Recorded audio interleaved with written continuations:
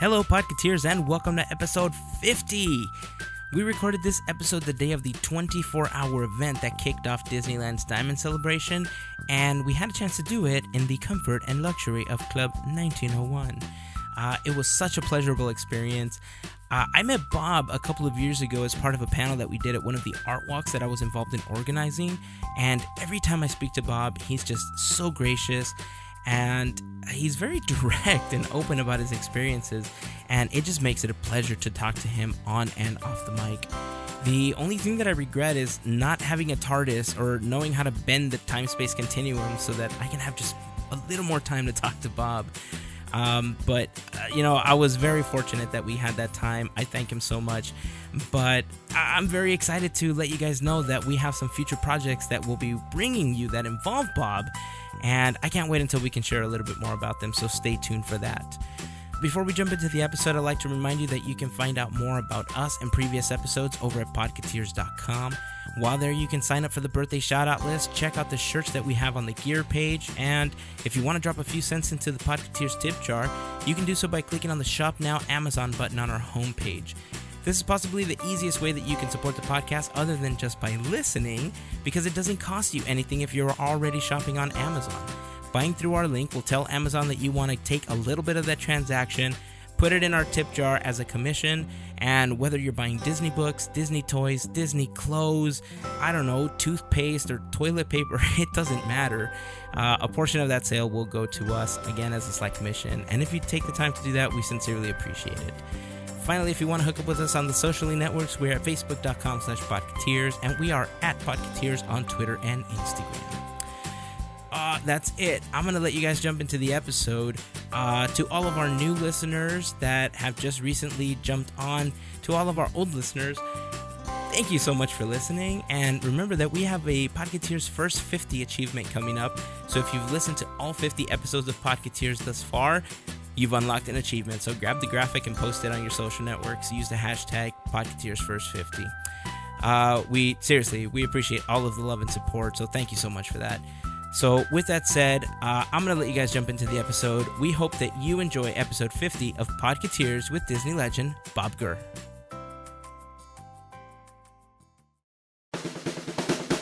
This is our podcast. It's about three guys that love Disney, technology, art, and food. This is Podketeers.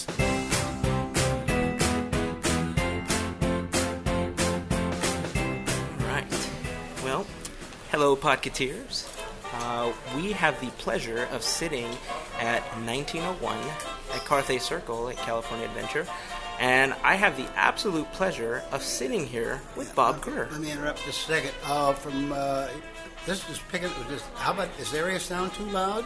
It's actually okay. It's not okay. Too bad, yeah. Because this is not like a lab, but it is close. No, actually, it's unidirectional on both sides. Ooh, so it's picking you up here and it's picking me up here. I got it. Okay, here it's actually it's a really good microphone. Yeah, I actually love it. Yeah, so, I wanted to ask about that. Okay, sorry for the interruption. No, didn't want to know. Other people have asked me the same question, but it does really well with the audio. So, well, welcome to the podcast, Bob. Thank you for being here. So, first off, what are your thoughts on some of the changes that are coming to the park as far as the fireworks, the Matterhorn changes, how you guys left it when you originally built it, and what you're seeing today? Well, first off, you weren't here on opening day 60 years ago, but I was. And one of the things Walt said was, Disneyland will never be finished. Okay, so that implies it's always changing. So what we see now, 60 years later, is 100% normal, because this is the continuing change that's going on. Right. I'm actually glad that you bring that up, because recently the changes that came to Club 33 with adding the salon, and I've had the pleasure of actually going in there, taking a few photographs, and a lot of people seem to be upset that Club 33 changed, but we actually brought up the exact same quote, and the way that we feel is, as long as innovation keeps happening and as long as the park keeps getting additions, it's almost like fulfilling Walt's dream. It's exactly what Walt wanted from the very beginning. Yes, you got to remember when Club 33 started, it started as a small private club primarily to recognize some of the early sponsors. At the same time, a very good business setting, so Walt could have discussions with a lot of business entities. And then, of course, after his passing, he never really got to enjoy that. It became, over a period of time, less of a club and more of a restaurant. These are changes that sometimes are good, sometimes they're not so good. But what that amounted to was people got used to a certain level of expectation and how they could use Club 33. Example, a large policy change last July when it reopened, when it was rebuilt. They wanted to put it back to what it was more originally, which guaranteed all the current members were going to be very upset. Simple things like, well, you can't just bring anybody in and then walk away, or sign up for a reservation and not show up at the guest dues, or you get free parking passes and all that. So they had to kind of put it back to about where it was with the club.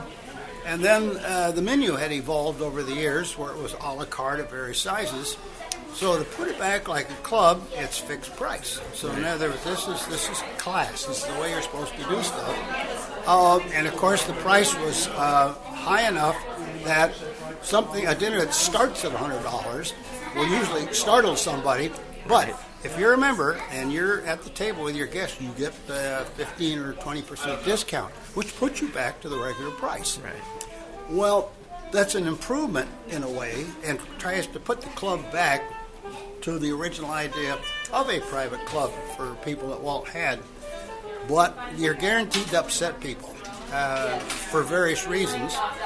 And I think at some point in time there was enough objections to that, and they're still trying to unravel that and get everybody used to the fact that, yes, we want to honor that Club 33 really is a club. Now, at the same time, after 1901 was built, because this took advantage of this new building, restaurant, Carthay Circle restaurant, and in an area that was so Walt in the late 20s. Right. And if you look at the architecture, this whole area here, and particularly this room, is like perfect 1934. In other words, the colors, the textures, even the music, little simple things like you look at this photograph behind us here, and you'll see the curtain rods, you'll see the wall sconces, you'll see the metronomes on the table. That's obviously the music department, which was in a rented duplex next door to the studio. Wow. As they were expanding. So this room, many of the details in the room pick up that era. Right. So that era lives today in this building. Well, what happened then was the Club 33 people saw that while there's a restaurant upstairs, but they could have their before dinner libations here or their after dinner gatherings with the restaurant upstairs, but Club 33 never had a lounge, never had a gathering place, couldn't sit and have cocktails before dinner. You had to sit and have your cocktails with dinner, and there was no place to go afterwards. So the idea was, well, we'll put a lounge over there, but make it bigger, slant it more towards New Orleans Square. Now, it looks like an old brick warehouse. It's been fixed up very fancy with a nice piano and everything. So it's a little bit more jumpy type of place. But what's perfect is for guests, as well as the members, a lot of times the kids are not interested in an expensive dinner. They want to have somebody else take them and enjoy the park. Then when they come back and dinner's over, where do they go? Aha, there's a lounge. This way, all the kids can come in. Everybody can have their little after-dinner desserts or after-dinner drinks. Kids can get a little dessert. And so the family can really enjoy after dinner. But at the same time, when the kids are running around the park, the members and their guests can have a little libation in the club. So in other words, you separate the idea of a cocktail party before you go to a very classy a club for dinner.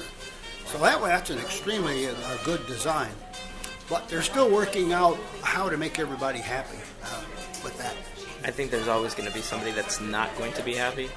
I think Lincoln was correct when he said that you can't make everybody happy all of the time.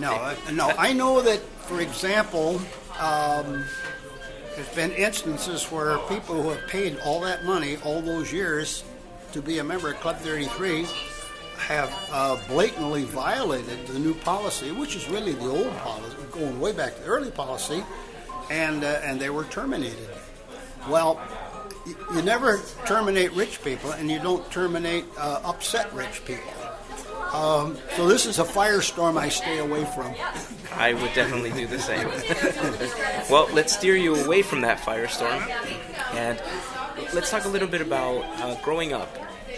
We know you as Bob Gurr, the engineer, the designer, but growing up, were you really interested in the type of stuff that you ended up doing, or were you more artistic? I have been interested from a little kid in just about everything, but the main focus was cars and airplanes and cars. That was a big driver from the time I was maybe 3 to 4 years old. Look up in the sky, it's full of airplanes, streets are full of cars of all kinds. The fact that the mechanical aspect of it, I was very, very interested in. So all of the things that intrigued me as a little tiny child, that interest continues to this day, and I'm 84. That, I think, was the driving force, if you will, that put me in a position that of the various things I was trained or not trained at, the various things I worked at or was interested in. The day I wound up at the Burbank studio with Walt asking me to design a little body for a little car, I had just enough knowledge and life experiences in my head that was not intimidating, that I could start right in. I know how to design a body for a car. I'm not trained as an engineer. Walt assumed I was. I didn't say anything. I just kept drawing.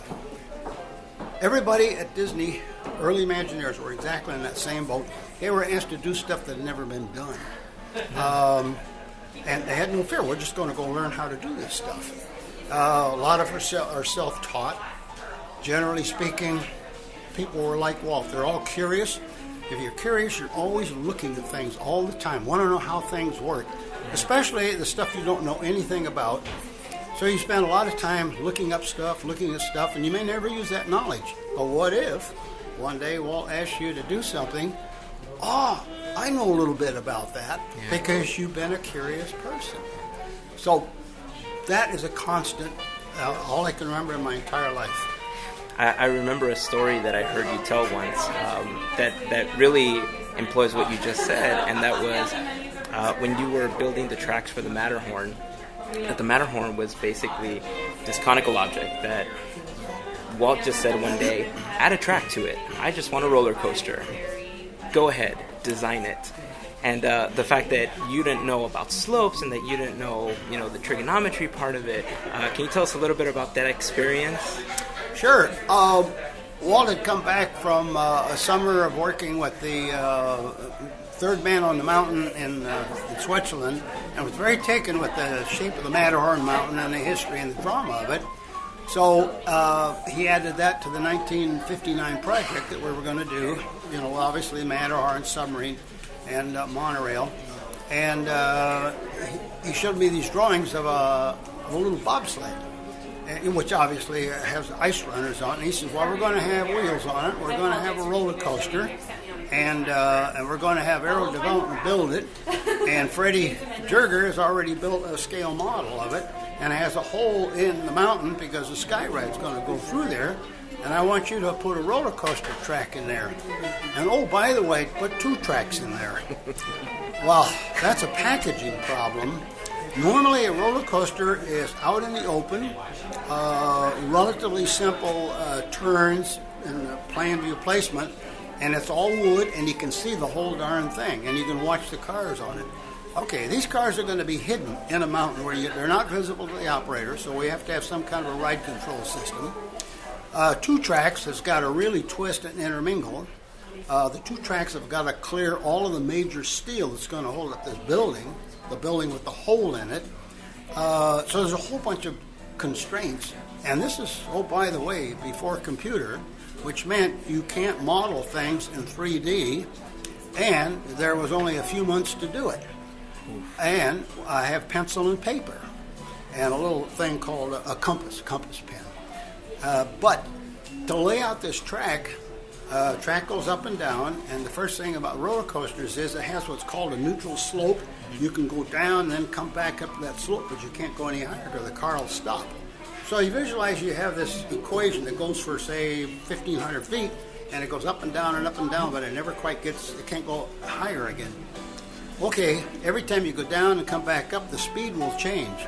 Every time you go around a curve, you have to bank the car, and the car's coefficient of drag will increase and decrease. You have to calculate that as you're drawing it. About every 3 feet, you have to have a new equation. I needed trigonometry. But in high school, in the 7th and 10th grade, I got an F and pass in Geometry 1, which meant I was snipped off at the knees with free education in mathematics. But I needed trigonometry, and I needed it now. But I had a little booklet, just a little booklet of charts and numbers, and I figured out in about 15 minutes the essence of trigonometry, just enough to start using it as a tool. So you got to realize the whole idea of that matter, I have a whole bunch of constraints immediately all piled up in the thing, and literally within the first day, which I had to work that stuff out, teach myself things I didn't know, and then start drawing the thing. Now, luckily, I have an ability in my head to see things in dimension. Awesome ability. Yeah, it's kind of a lot of people don't have that. I don't have that. They have to visualize it in flats. Nowadays with computers, you can visualize it very easily. Anything in 3D. You know, modeling programs like SolidWorks, something like that. But here I am, flat desk, paper, pencil, compass, and calculations to do it. So visualize this. I have to have steel holding up the building. I have to intermingle track around all this steel and intermingle 2 tracks, but stay out of an area where the Skyride's going to go through there later. Now, had I not been born with some kind of ability to have a feel for things in 3D, that would have been very, very hard to try to do that. But the fact that I could visualize things as I'm drawing it in a plan view and drawing it in a side view and doing the calculations, I could kind of keep track in my mind where all these snakes were going in and around the steel. Now the problem became as you get some of the track in there, it had to stay inside that conical mountain that Fred Jurger designed. And pretty soon you run out of space, you can't poke out of the mountain, and there's too much clash of steel, and you're stopped. So I literally was designing a track a day, making little subtle movements to move it around, and every day moving the steel pattern slightly, like 20 foot, or 21, 22, 22, 19s, and redesign the steel positions. Right. Now one day I got down to where about 3/4 of the track was done enough to be outside the steel columns. And what I didn't realize, guys down here at Disneyland, every night they were designing wooden footings for pouring a concrete foundation. And whatever number I gave them the day before, they built the forms. And then I find out again later, they would cut up and move the forms every day. And then one day I said, okay, the numbers I gave you last night, that fits. It will fit the track. And then they phone up in a little while and they says, don't change a thing. The forms are in and the transit mix trucks with the concrete are on their way. Think how fast Walt got stuff done in those days. Wow. It's terrifying to think of that. And when I answer your question today, and it's like, my God, did we get away with that? Yeah. Well, we got away with it. And the other part of it was because the steel was so interesting because everything's going every which way, and as the track being built was arriving down here to install it, some of the steel we knew about, other parts of steel, the guys would pick out a piece of steel out of the pile, make a quick calculation, cut it up, put the holes in it or weld it or whatever at different angles, and then keep assembling it. And then a guy would go around and make a drawing of that part. See, buildings, you're supposed to draw them complete. What's called an erection diagram with all of the parts already made, and then get a building and safety approval before you go. We built the building and we were documenting it after the fact, within a day or two for every part. It's backwards, but you end up with what's called wet sign building and safety documents that will say the building is okay. I mean, that's backwards and it's completely nuts, but again, that's the speed with which Walt would get stuff done. And you guys essentially had about a year to build the 22 rides that launched the park, correct? There were 17 attractions 17? when the park opened. Some of them were quite small, like a 20,000 Leagues walkthrough, which was an old movie set. We had a bare building. What do we do? Well, put a movie set in there and charge 10 cents, something like that. Other attractions, were bigger, more involved attractions. We built a whole railroad, which Walt had people that knew railroads, so railroads are a pretty straightforward thing to build a railroad. Obviously, we had little Autopia cars at the same time. We had quite a number of attractions. Some of them were built by Aero Development, and some of those attractions were basically stock rides that you could buy, and others were all custom built because Walt wanted his own designs in the park. So the 17 attractions was a very interesting mix of different types of attractions. Like I say, from big to small.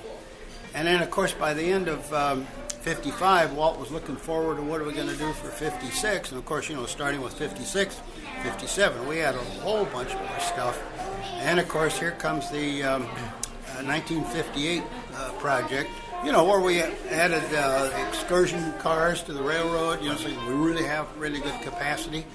And then also in the spring of 1958, as I was working on the excursion train, Walt had me start first on the submarine ride, and I got enough of that done so we could have the drawings done to start getting the submarine engineered and built. And then that was followed by the Matterhorn. And at the same time, I was working on the Mark V Autopia car, and by the way, the motorboat ride. And not until October of 58, where all this stuff's well underway, Walt says, we're going to do a monorail. So, middle of October of 1958, he launches me into the monorail project, and I'd never seen a monorail like that. I didn't know it existed. That type, that sits on a beamway. I always thought they hung from something. So there we are, already busy. Throw Bobby another attraction to work on, and all going to open on the same date in 1959. Walt had no fear to ask his people to do multiple jobs. I don't think anybody worked on one job. Everybody did several things at one time. How many jobs did you juggle? What was the largest amount that you ever juggled at one time? Well, that would have been the 58-59 project, where there was 5 projects all at once. Wow. But it wasn't until about 8 or 9 years later that you started the development of the Omnimover, correct? The Omnimover didn't come along until about 65. Okay. That was after we did the 4 big projects for the New York World's Fair 50 years ago in 1964-65. But the World's Fair projects, some of them started in the spring of 1961, which was quite a few years before the April 1964 opening.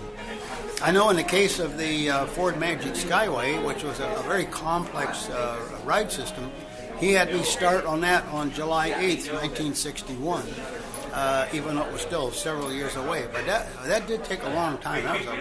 Because we were working at Ford Motor Company, we were working with quite a radical propulsion system using passenger cars. Again, a great number of constraints, a lot of stuff we really had to try out to make sure it was going to work. But, we're doing Small World, which is a boat ride, which is fairly simple, but that didn't start until less than a year. Before the World's Fair. Yes, I think it was slightly over 6 months from the time they said, okay, we'll build it, until it opened. Wow. And we'd already worked on the other one. We worked on Carousel of Progress. And in the same way that we did with the 58-59 program, again, it was actually in October of 63 that Walt said, by the way, we've got Lincoln at the studio, and we've been working on it for a year, and it doesn't work. I want you to look at it. I want twice as many motions and half as much weight, and get started. Well, I'm a car guy. I don't know anything about humans. I don't know how they're built. But I had 90 days to figure out human motion, how they're built. Take a picture of an actor moving, with mirrors and everything, put that on a moviola strip, start figuring out where the joints are, and start engineering the thing and make drawings of it. While I was still working on the Ford Motor ride, I literally had to take time out for 90 days and then go back to the Ford job. At any time, did you ever feel overworked with all the projects that you had going on? Only in about March of '58. There was so much stuff going on there really quick. I got a little bit fidgety, and I asked for a week off. I said, I'm going to take my wife and we're just going to go up to Carmel and do nothing for a week, and I'll be right back. But that allowed me to get in my mind the fact that this is the way Walt works. Everybody works on everything all at once, and you better find a way to do it and do it in an 8-hour day. Where a lot of people in companies, they do overtime. At no time did I ever do overtime. That if you can't do something in your 8 hours, you're doing it wrong. I just learned something. Yep. So the trap of overtime, once you do it, you get used to the extra money. And then pretty soon you're chewing into your family time. Then you're chewing into your kickback beer drinking time. Oh, yeah. And that's, you just don't even want to start. That is very true. Yeah. You fall into a trap. I know. Yep. I've fallen into that one. Talking about all these projects that you were working on, I started thinking about beer and I lost my train of thought for a second.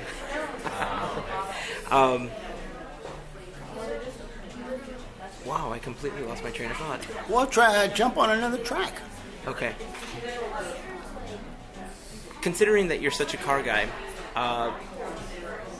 when you started the development of things like the Autopia car and the way that the monorail system linked together and the way that the Omnimover linked together, did that fulfill the need that you had coming, from such a wanting as a child to, work on cars and develop cars or airplanes or anything like that? Well, I would never call it wanting or having a need.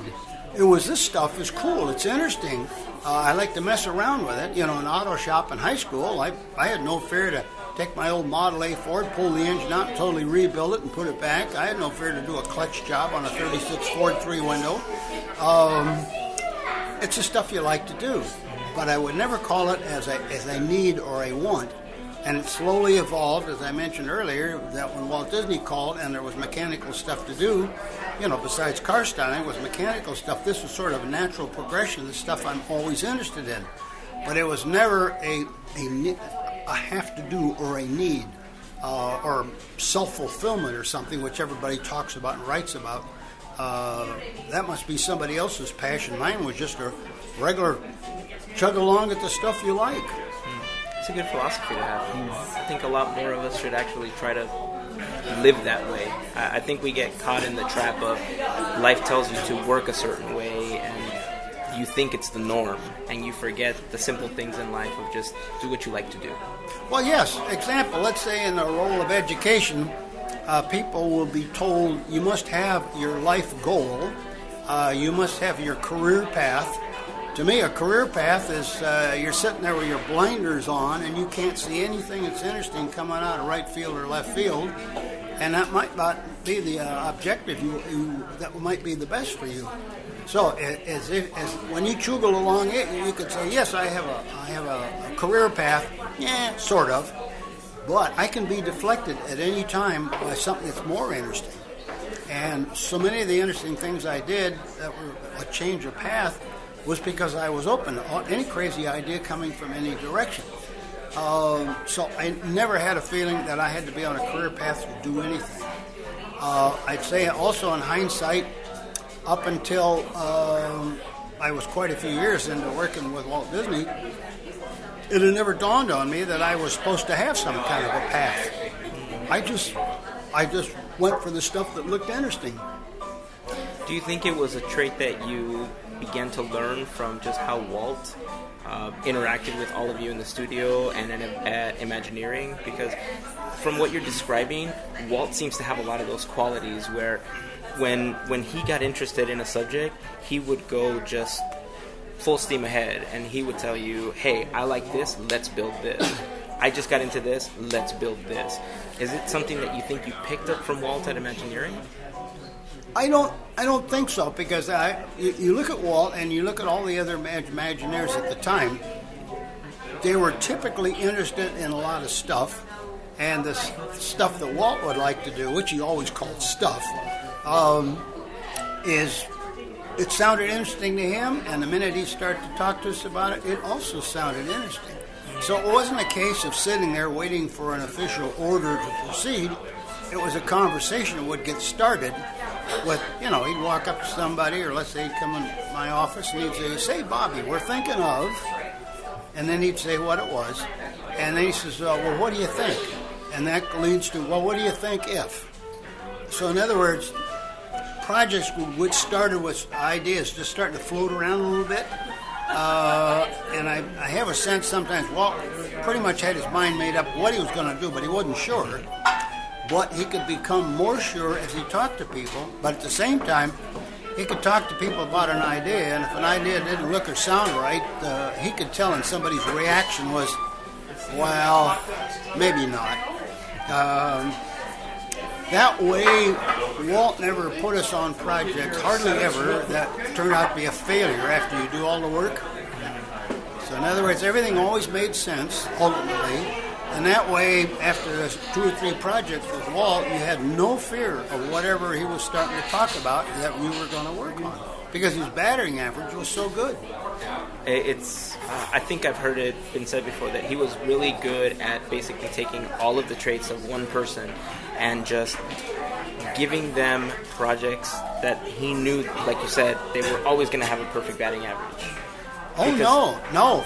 He would look at people that were doing stuff that they're used to and have a sense of something they could do different than what he was doing. And that always startled people, because it turned out that Walt, let's say Blaine Gibson is an animator, and Walt would look at Blaine, he says, we need to do some sculpting. I think you'd be a good sculptor. And it was like, right off the wall to Blaine, he said, well, I don't sculpt. Well, maybe you could learn more about it, but I think you'd be good at it. And it turned out Blaine is more known for sculpting than he is as an animator. Same thing in later years with John Hench, who's a background artist, and he starts making drawings of Tiki Room, which was going to be a restaurant, was Stouffer's restaurant at that time, which never came to pass. But since it was going to be a restaurant with birds, John Hench said, well, Walt, I don't know anything about restaurants. And Walt says, well, it's time to start. So John went off and took a course at a local college in restaurant management. But there's an example of always being asked to do something you'd never done before. Walt would have a good sense about what people could do.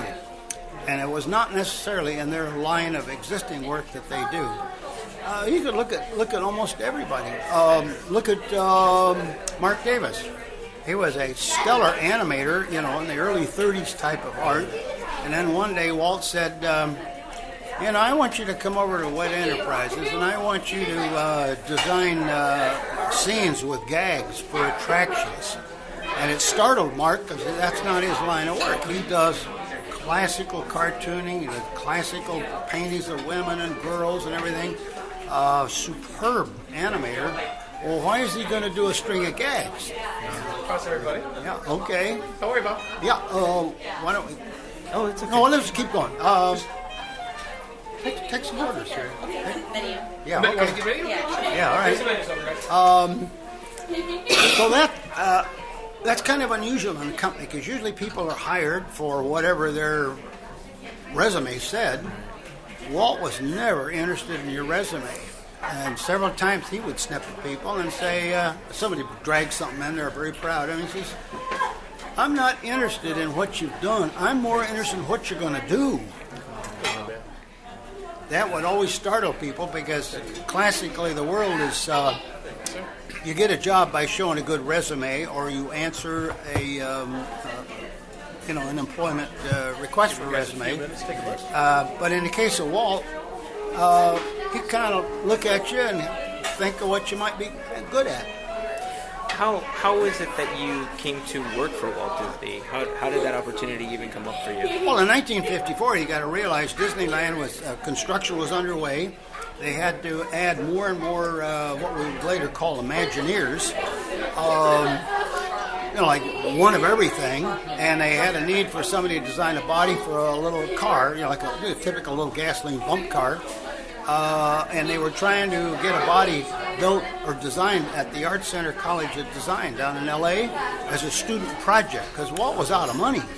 Well, why don't we get the students to do it? We don't have to pay them.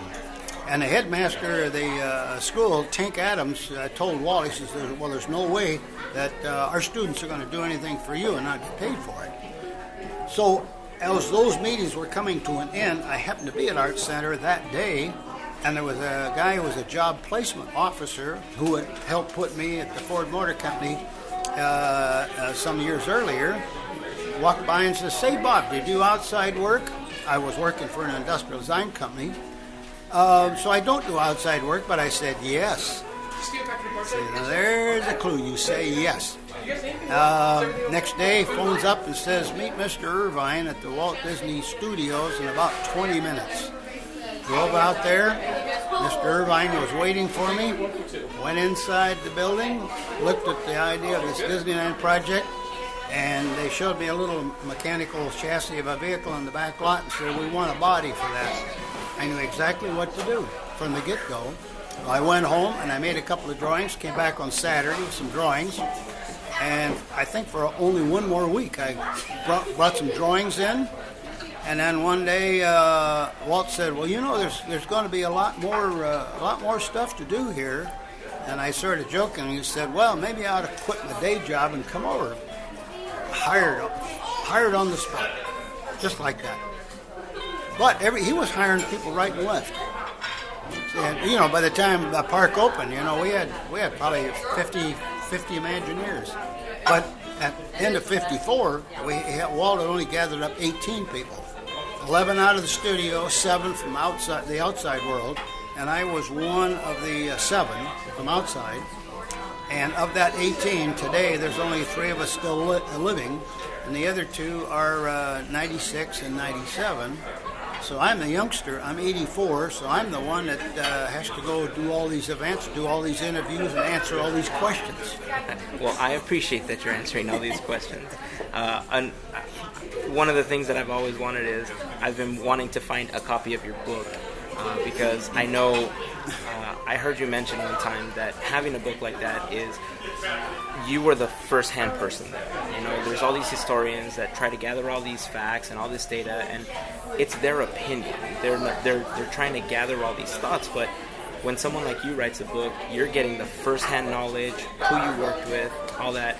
And you did mention about not ever putting out an ebook and not doing a second pressing, but if you have another copy of that at home that you just want to relinquish, I will take it. No, authors don't make any money, publishers do, so I was the publisher. Oh. I did all the work, all the logistics. I had to go out and, through a consultant, find a printer, which I found one in Hong Kong. I had to do all the Library of Congress stuff. I had to create a business entity, go to a bank and get a business loan, and then I had to set up an eBay account, and then I sold the book on the internet, and I also sold them cash up front before the book was even printed. By the time the books arrived here, 5,492 pounds of books on 4 pallets, straight from the printer in Hong Kong. I already had 750 of them paid for. I told everybody there will be an issue of 1,000 red books with the gold seal in it with the printed serial number. Then there will be 1,000 blue books. In only a few months, they were all gone, all sold. When I'd go to places, they'd say, "Are you going to do a second edition? You're going to do an ebook?" And I says, No. This is a collector's book. And they would all applaud because how many times will a company say like Disney Editions will do a book, beautiful book, and as a one-of-a-kind issue. And then 5 years later, they update it, and so the price drops to 0 again. So my sense was, if you're going to buy this book, it's expensive, $58.95 for a book. This should be something you put in your library, you read it, and hang on to it, and its value is only going to go up because what you got in your hands, that's it. There is no more. You'll never see it again. And within 2 months of the last book being available, they were going for over $200. And they still are. Yeah, I tried to purchase one, and I will tell you that one of the biggest laments is, when we first met, we did the La Puente Art Walk, and when you did that Legends panel with us with Margaret Carey, Mark Silverman, everybody, the Carolwood Foundation had a couple of copies of your book there. And it was sitting there almost calling me, but I was so busy running the event that I didn't go purchase it. And when I finally had time to do it, the person in front of me in the line purchased the last copy. Yeah, and I have been kicking myself ever since. No, it was a book everybody pretty much understood. This is a first-person account from before there was a Disneyland. It's extremely accurate because to get the truth, I have to tell it my way. Then it's exact truth, regardless of what anybody else says. And it's simple as that. It's that. And so it's a book that people can refer to because it's full of part numbers and who did what. Because it's like a whole bunch of little 1,500-word stories of bits of projects, how things were done, how did people do that stuff. So yes, it's unique in that manner that it's not a history book where you have a trained author studying all the other books and then writing yet another book about everything else that supposedly happened, and they're full of errors. So I enjoy today when people email me every day and they're asking for corrections of previously printed information in other publications, and it's like there's what history is like. Thousands of years ago, the only history that was correct of what was said that day, as the printing press came along and newspaper writers came along a couple hundred years ago, the only accurate history is the morning paper of the day after. After that, everything's been rewritten. Just have to bear that in mind about the accuracy of history. And as time goes on, particularly in the case of Disney, there are so many books that have been rewritten over and over and over so many times, in which you'll have a wrong statement and it'll probably go through a dozen books and it's never corrected. But because it's in so many books, it's now taken as gospel, and it was nowhere near gospel. But that's a hazard of history. Let me ask you this. I want to be very respectful of your time, but considering that you did do so many things on paper with a pencil, how do you think Disneyland would be different today if you had the computer technology back then that we have now? Oh, if I had the computer systems I was using, at the last of the time I was doing the work, I would have gone really, really fast. But there's a caveat. If you don't have a good design sense, the best computer program in the world will not make you go any faster. In fact, it'll guarantee that you start putting lines in a computer file, you're very reluctant to take them back out and modify them. You follow that? You can revise and revise and revise and use up all the time, and the impression you might have a big mishmash. But the guy who puts it with paper and pencil, you don't want to erase it. Don't put the line down unless you're very, very sure of it. That's a giant difference in the way people work, and I've worked both ways. I love the computer systems I was working on because I could just fly through it. And like the ships in Las Vegas, when we were building the Pirate Battle show for the Treasure Island Hotel, I went up to the shop where the guys were welding the ship up. There were 63 welders working on it, and I overheard two guys talking, and they said, "Hey, I understand there's an old guy in Tahunga with an old Macintosh. He's feeding us drawings faster than we can build this thing." And I just thought, I'm the old guy in Tonga with a Macintosh because I could go that fast. But see, I couldn't go that fast pencil and paper, but I sure could with a computer program. Well, again, there's just so many topics that I would love to discuss with you, and if I had the opportunity, I would sit here for hours on end, Bob. But again, I want to be respectful of your time, and I just want to thank you for sitting down with us and talking. I would love to have you back on the podcast so we can continue talking about these things. Well, we can do these as, say, periodic episodes, whether they're 6 months or a year apart. So you can stay tuned and come with another list of subjects, and we can chew into any subjects, because you don't have a battery that lasts as long enough as I can talk. Mine lasts about 12 hours. I can out-talk a battery for 12 hours. Well, maybe next time we'll put it to the test. All right, my pleasure. Well, all right, Podketeers, thank you so much for listening. Again, thank you, Bob Gurr. Until next week, here is to beers, cheers, and Mickey ears. Have a fantastic week, everybody.